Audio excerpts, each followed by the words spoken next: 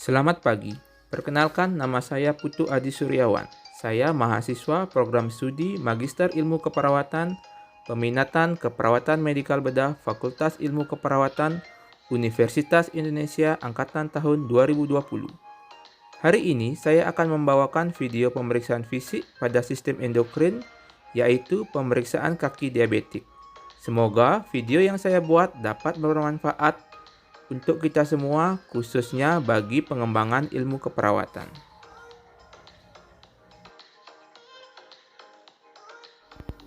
Selamat siang Pak, perkenalkan Pak, nama saya Adi, saya perawat yang hari ini juga di sini Pak ya.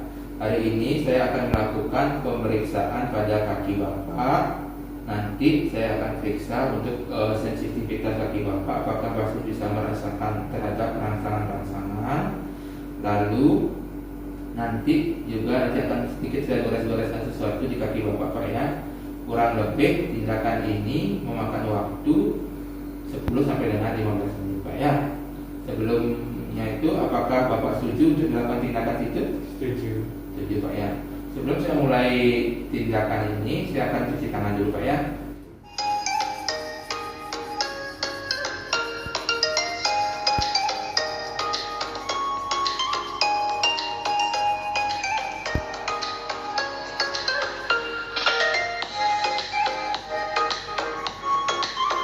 Selamat pagi Pak. Saya sudah melakukan cuci tangan. Sekarang saya akan melanjutkan pemeriksaan pada kaki Bapak. Namun sebelum saya melakukan pemeriksaan tersebut, ada sedikit yang saya tanyakan tentang riwayat kesehatan Bapak ya. Kira-kira keluhan yang paling Bapak rasakan pada kaki Bapak saat ini apa Pak? Kesemutan sama baal. Kesemutan sama baal. Kesemutan dan baal ini Bapak rasakan sudah berapa lama? Sekitar sebulan. Sekitar 1 bulan terakhir. Bapak ada riwayat gula darah sebelumnya? Ada Ada. Sudah berapa lama Pak? 2-3 tahun yang lalu. 2-3 tahun yang lalu. Untuk obat-obatannya apakah rutin dikonsumsi? Rutin. Rutin ya. Oke Pak, baiklah saya akan lanjutkan ke pemeriksaan fisik pada kaki Bapak Pak ya. Yang pertama kita lakukan pemeriksaan vaskuler, yaitu kita melakukan inspeksi. Apa yang kita inspeksi di sini? Kita inspeksi apakah terdapat kemerahan pada ibu jari, atau penurunan arus vena, atau penurunan arus balik vena. Di sini kita lihat dan rasakan tekstur kulit, apakah terdapat atrofi subkutan, apakah terjadi perubahan warna kulit pada kaki, apakah kulit pada kaki ini berkerut. Lalu kita periksa apakah ada penurunan rambut kaki. Setelah itu kita kaji apakah pasien memiliki luka pada kaki. Lalu apakah luka pada kaki tersebut mengalami iskemik, baik irreguler maupun nekrosis. Setelah itu kita lakukan palpasi pada arteri dorsalis pedis. Kita lakukan palpasi pada arteri dorsalis pedis. Lalu kita lakukan palpasi pada arteri popliteal.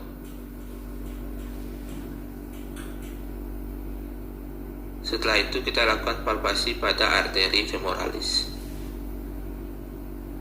Selanjutnya kita periksa kapili reptil pasien atau CRT pasien. CRT di sini kita periksa adalah CRT pada ibu jari kaki pasien. Normal CRT pada ibu jari pasien adalah kurang dari 3 detik. Untuk pemeriksaan lebih lengkap terhadap perfusi atau vaskularisasi pada kaki, kita dapat menggunakan Doppler untuk mendapatkan hasil yang lebih akurat. Pemeriksaan selanjutnya adalah pemeriksaan neurologis pada kaki pasien dengan menggunakan alat monofilamen. Tujuan dari pemeriksaan ini adalah untuk mengetahui apakah pasien mengalami neuropati perifer atau tidak, di mana neuropati perifer ini merupakan suatu prediktor atau pertanda apakah pasien masih mengalami sensasi nyeri. Penting kiranya nanti di masa depan apakah sensasi nyeri ini masih pasien rasakan atau tidak, untuk mengetahui apakah pasien masih merasakan luka pada kaki pasien itu sendiri. Pemeriksaan ini nanti kita gunakan dengan menggunakan monofilamen ini. Bapak nanti saya akan melakukan pemeriksaan pada kaki Bapak dengan menggunakan alat ini ya Pak. Namun terlebih dahulu saya akan melakukan tes pemeriksaan dengan alat ini di dahi Bapak. Apakah Bapak merasakan apa yang saya goreskan di dahi Bapak ini? Saya goreskan dulu Pak ya. Bapak merasakannya? Ya. Ya, apabila Bapak merasakannya, nanti hal yang sama juga akan saya lakukan pada kaki Bapak. Namun pada saat saya menggoreskan, nanti Bapak silahkan menyebutkan apakah Bapak merasakan ataukah merasakan namun berkurang atau tidak merasakan sama sekali. Oke Pak ya, mengerti Pak ya? Iya. Pak, saya mulai pemeriksaannya Pak ya. Iya. Apakah terasa Pak? Rasa. Apakah terasa Pak? Rasa. Apakah terasa? Rasa. Apakah terasa? Tidak. Apakah terasa? Rasa. Apakah terasa? Rasa. Lalu untuk kaki selanjutnya Pak ya. Apakah terasa Pak? Rasa. Apakah terasa? Rasa. Apakah terasa? Rasa. Apakah terasa? Rasa. Apakah terasa? Rasa. Apakah terasa? Rasa. Ya, selanjutnya kita melakukan pemeriksaan refleks pada tendon ankle untuk mengetahui keefektifan perfusi atau defisit neurologis pada ankle terjadi dan mengetahui adanya neuropati pada pasien. Pak, saya akan melakukan pengetokan pada ankle Bapak Pak ya. Iya.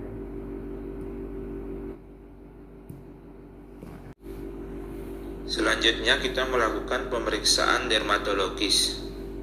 Di sini kita menggunakan cahaya yang terang untuk memeriksa jari-jari kaki pasien.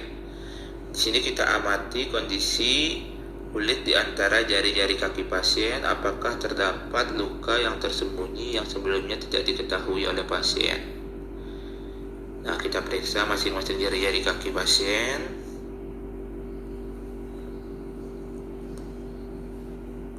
Mulai dari jari kaki yang kanan, seterusnya mulai dari ibu jari sampai dengan kelingking.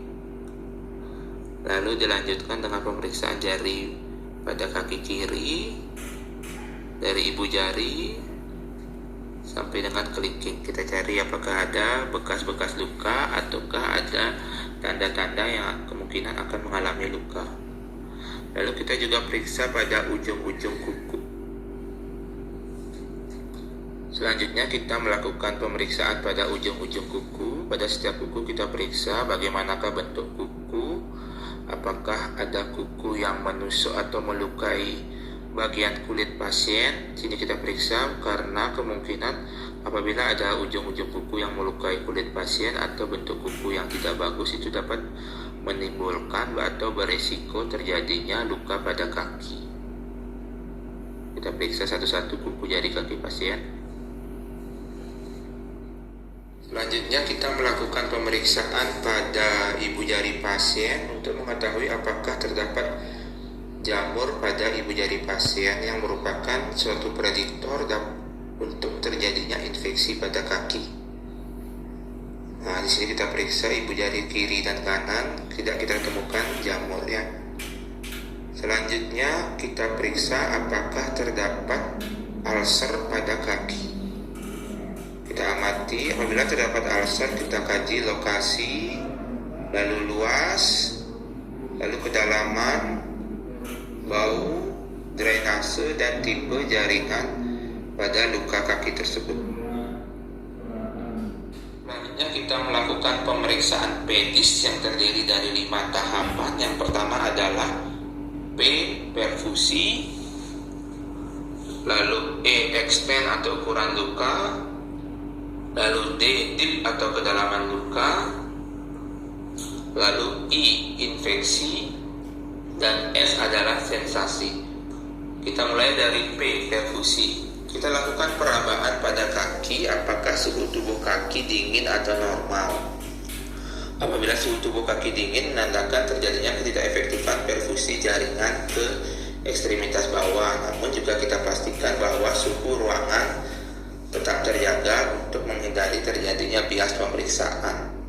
Selanjutnya kita kaji apakah terdapat cyanosis, kebiruan atau iskemik. Lalu kita kaji Apakah pasien mengalami nyeri pada saat istirahat? Di sini kita anjurkan pasien untuk tidur terlentang. Lalu kita tanyakan, apakah pasien merasakan nyeri pada saat tidur terlentang atau istirahat? Bapak, apakah Bapak merasakan nyeri pada saat Bapak tidur terlentang ini? Nyeri pada kaki Bapak? Tidak. Oke, baik Bapak. Lalu kita kaji apakah terdapat claudicatio.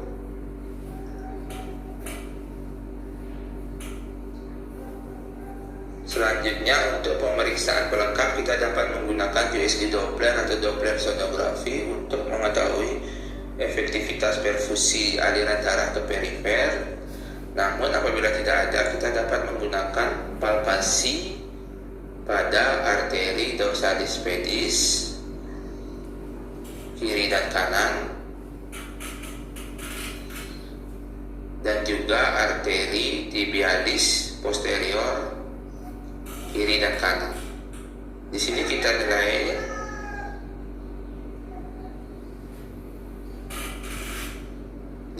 nilai kuat, lemah, atau hilang, atau ada tidaknya nadi. Nah, berdasarkan pemeriksaan ini pada arteri dorsalis pedis dan juga arteri dorsalis pedis dan juga arteri tibialis ditemukan bahwa nadi masih kuat angkat ya, tidak terjadi penurunan nadi atau pelemahan dari palpasi nadi tersebut. Selanjutnya, lakukan pemeriksaan ABI atau ankle brachial index dengan cara membandingkan tekanan sistol tertinggi pada ankle lalu dibandingkan dengan tekanan sistol tertinggi pada brachial.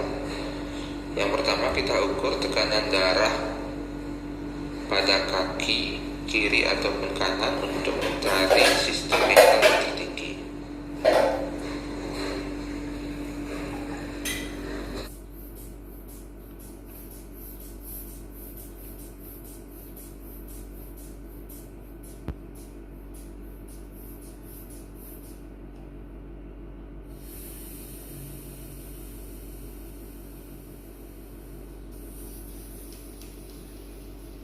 Setelah kita melakukan pengukuran, diperoleh bahwa sistol ankle yang tertinggi adalah sistol ankle pada kaki kanan, yaitu sebesar 140 mm/Hg. Selanjutnya kita lakukan pengukuran pada brachial untuk mengetahui sistol tertinggi pada brachial kiri atau kanan. Di sini kita melakukan pengukuran tekanan darah pada brachial, lalu nanti kita bandingkan dengan tekanan darah pada ankle.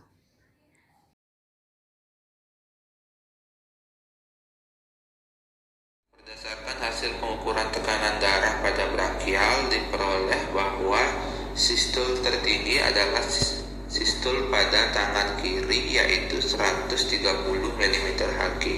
Selanjutnya kita bandingkan sistol tertinggi pada ankle dan sistol tertinggi pada brachial, yaitu 140 dibandingkan dengan 130, hasilnya adalah 1,07. Di sini diperoleh nilai ABI adalah 1,07, termasuk dalam kategori ABI normal.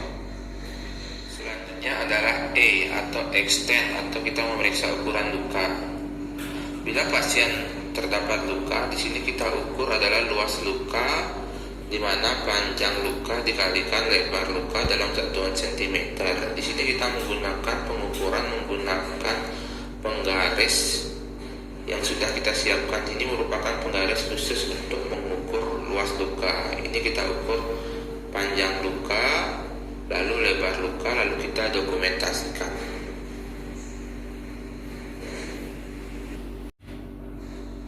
Setelah kita mengkaji luas luka atau extent dalam bentuk panjang dan lebar luka, selanjutnya kita mengkaji dip atau kedalaman luka. Kedalaman luka ini kita kaji berapa dalamkah luka ini, lalu apakah terdapat tunnel atau terowongan pada luka, lalu kita dokumentasikan tunnel atau terowongan itu berada di arah jam berapa. Seperti contoh, terdapat kedalaman luka sebesar 3 cm dengan tunnel searah jam 3, seperti itu contohnya. Lalu setelah kita catat kedalaman luka dan juga apakah ada tunnel atau terowongan sesuai dengan arah jam. Selanjutnya kita klasifikasikan luka itu sesuai dengan grade-nya. Yang pertama adalah grade 1. Grade 1 itu adalah luka hanya sampai sebatas dermis atau lapisan dermis dari kulit. Selanjutnya adalah grade 2. Grade 2 di sini luka sudah menembus ke lapisan subkutis yang meliputi fascia, otot atau juga tendon. Selanjutnya grade 3. Grade 3 adalah luka sudah sampai ke sendi atau tulang. Selanjutnya kita mengkaji tanda infeksi atau I. Di sini kita kaji apakah di sekitar daerah luka terdapat bengkak atau edem, lalu apakah terdapat eritema. Lalu kita kaji apakah pasien merasakan nyeri di daerah luka atau di daerah sekitar luka. Lalu kita rasakan apakah daerah sekitar luka terasa panas atau terjadi hipertermi lokal. Lalu kita observasi terhadap sekret yang diproduksi oleh luka tersebut. Sekret sini kita observasi terhadap warnanya, apakah warnanya kuning, atau berdiserus atau kemerahan. Lalu kita lihat konsistensinya cair atau kental. Lalu kita lihat jumlah sekretnya, apakah sekret atau eksudatnya itu jumlahnya, apakah sekret atau eksudat itu jumlahnya mild, moderat, atau tidak ada sekret sama sekali. Lalu kita observasi terhadap bau dari sekret tersebut ya. Lalu kita observasi terhadap adanya maserasi. Lalu krepitasi, apakah ada tulang di sekitar luka itu mengalami keretakan atau kepatahan. Ini kita periksa apakah ada krepitasi. Lalu kita observasi apakah terdapat tanda osteomielitis atau peradangan pada sendi atau tulang. Lalu kita observasi apakah terdapat abses di sekitar luka ini. Lalu kita observasi daerah sekitar luka seperti sendi, apakah terdapat abses sendi atau sepsis, di mana menunjukkan tanda sendi mengalami kemerahan atau peradangan. Lalu kita observasi terhadap adanya tanda fasilitis ya, di mana kita tahu bahwa fasilitis merupakan peradangan pada daerah fascia atau daerah sekitar tumit kaki sampai dengan jari kaki ya. Di sini kita observasi apakah ada peradangan di sekitar jari kaki atau tumit kaki yang menyangga kaki ini. Nah, di sini tidak ada tanda peradangan atau fasilitis ya. Selanjutnya kita melakukan compare atau perbandingan terhadap tanda-tanda infeksi secara iskemik seperti tekanan darah yang meningkat atau menurun, nadi yang meningkat atau heart rate yang meningkat, apakah pasien mengalami peningkatan suhu atau hipertermi. Lalu kita bandingkan dengan pemeriksaan darah rutin atau darah lengkap untuk mengetahui peningkatan indikator infeksi berupa leukosit ataupun indikator infeksi lainnya.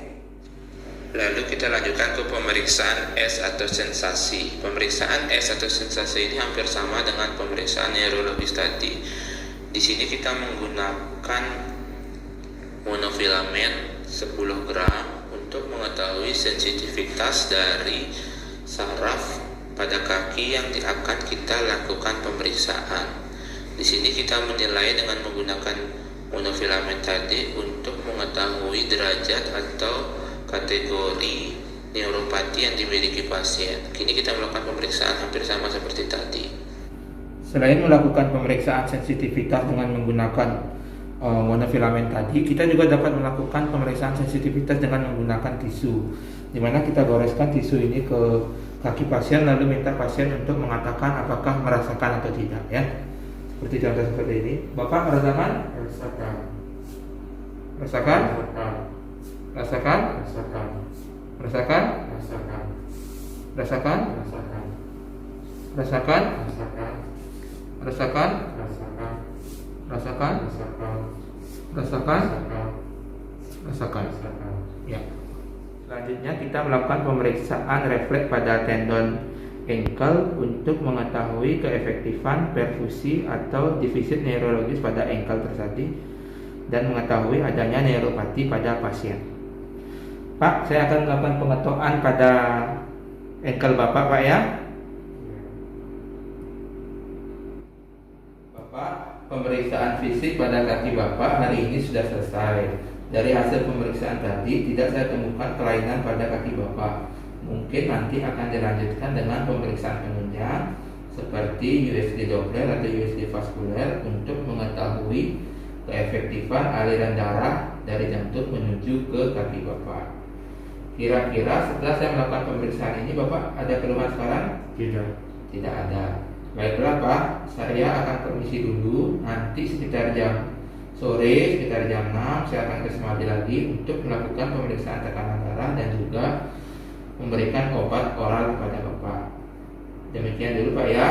Saya mohon izin untuk pamit dulu. Selamat siang.